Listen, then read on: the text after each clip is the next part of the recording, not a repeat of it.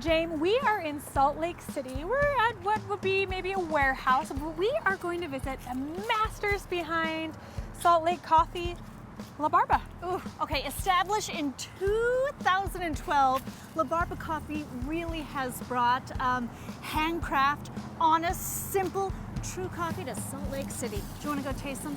James, let's get our hands on some magic beans. All right. Thomas, Joe. Hi. Hey, Hello. good to see So good to see you. Great you. to see you. Good to see you, Joe. Joe, it's always a pleasure.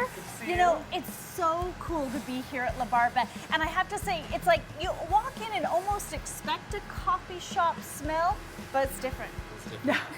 Would you show us around? I kind of want to start with the beans. Are you into that? I feel like if we're gonna do coffee, beans are probably the thing.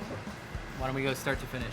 Okay. So yeah, we get coffee in every week, and we bring it in on that side of the warehouse. It comes in 130 to 155 pound burlap bags, which have a plastic liner inside to keep moisture out. Big bags. Very big I mean, bags. these are legit. Not really a one-person lift. Okay, so fair trade, direct trade. What is Rainforest Alliance certified? So we would consider ourselves direct trade, and at different times we've had different certifications. The reality is what we go for is a relationship with an importer and ultimately a farmer that has everybody's interests in mind. You know, when we serve a cup of coffee in our cafes, we want to be thinking about where that originated, not just in this warehouse, not in a port in Oakland, but on a farm in some other country in the world. So we have relationships with importers who work directly with farmers to get them far above commodity market prices, and at times triple, quadruple that. And we try to bring those kinds of coffees in, Nice. even apart from the certifications. Okay. A lot of our coffee is organic, but what we're first and foremost looking for is the relationship. So From green beans to where do we go next? Yeah, where do we go next? So Come on, Willy Wonka. we'll weigh beans out of the bins. Okay. And we'll move them right over here to our roaster.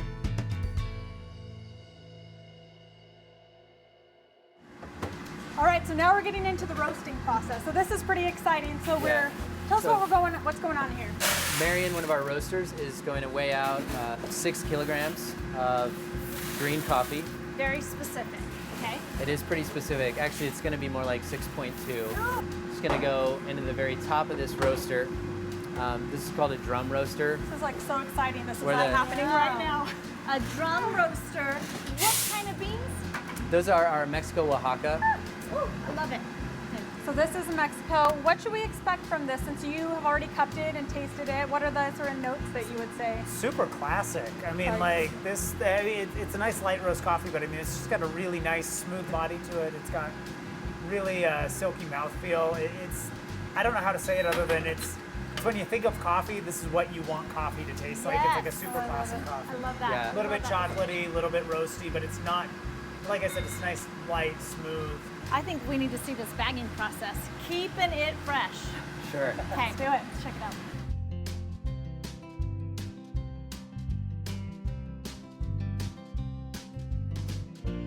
Everything's hand bagged, so as soon as it's roasted, we put it in another smaller bin to take good care of it. We've Yeah. got a.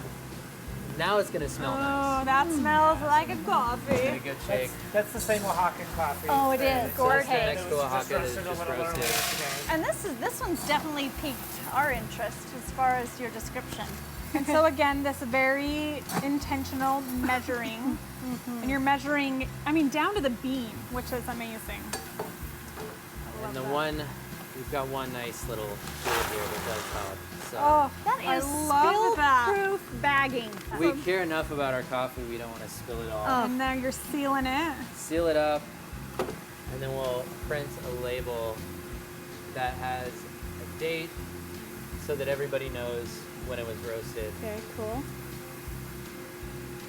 You label that with love, intention, do. and care, and then you send that little buddy out into the world to be enjoyed by someone who doesn't even know that they're about to enjoy that. You know, I don't Exactly it. think there are many other products we consume that are handled and treated with such care There you as go. so many stages along the I way. mean, I It's just want to tough. push down the label because it's like it's so special. It's like you are sealing on that.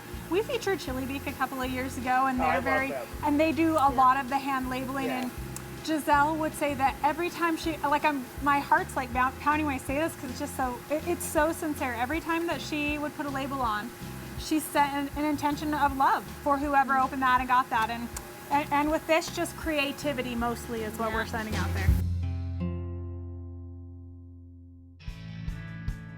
We learned a lot while we were at the roastery about nuances and roasting. And so now you're gonna sort of prepare in a very, would you call this a traditional way, the pour over? Why a pour over?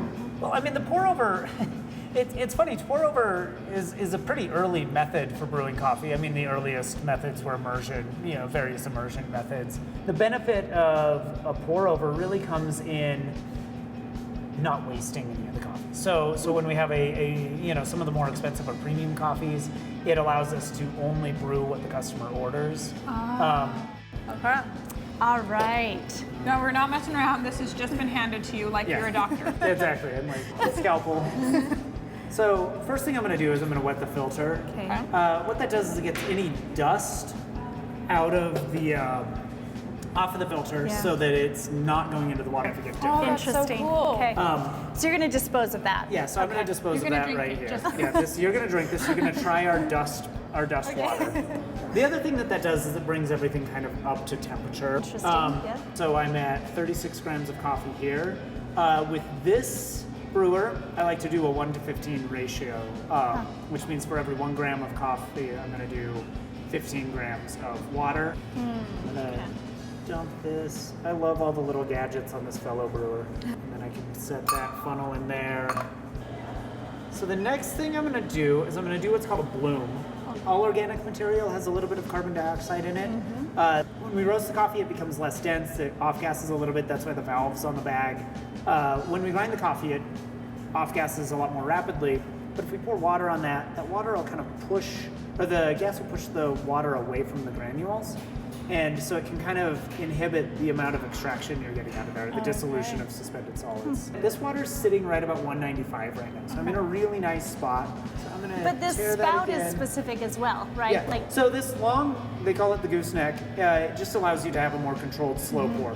But I'm gonna wet this with 30 to 50 grams of water, okay. and I'm gonna let it sit. Some people will time their bloom.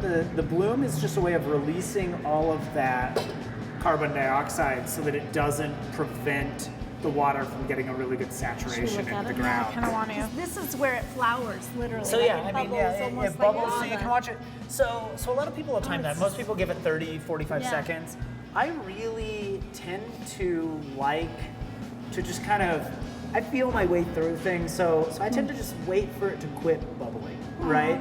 So the fresher your coffee, the more carbon dioxide is going to be in there, the longer your bloom. The more rested your coffee, the less it's going to be. If you get about 3 weeks out from roast, you probably only need to wet it for a few seconds or so.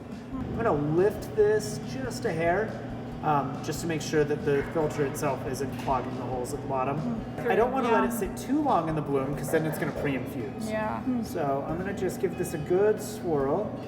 And then I want to do a nice steady slow pour right in the middle. I'm going to watch the my coffee time magic is periodically. happening. And I'm aiming for 540 grams out since Okay. it's 36 grams in. There just is something to an individual, and their energy and their personality creating this cup of coffee. Well, and I think there's That's something to special. process. I love Yeah. processes, I mean, you can argue you can get a better shot of espresso. There's a new generation of super automatic espresso machines. You can get really consistent, good quality, shots out of those. But there's something about getting my hands into things, But what I've got is kind of a choke going here, where the water is coming in at the same rate it's coming out. And so it's saturating out across the grounds. And I hit just... We hit that right at 2.5, so that should be Only about drawn 30 down here in seconds about to- 30 seconds. But this would be something so cool to travel with just because it is so. You just have to be careful with the glass. Okay. Oh yeah, it fits in nice and tidy, almost like a little Snaps thermos. right in there. Are you selling this particular? Oh, we do. We sell this setup, and I've seen it at a Okay. handful of other places Yeah, in okay. town as well. Great. But yes, we have the whole setup here. Great. Well, this has just been an extraordinary treat.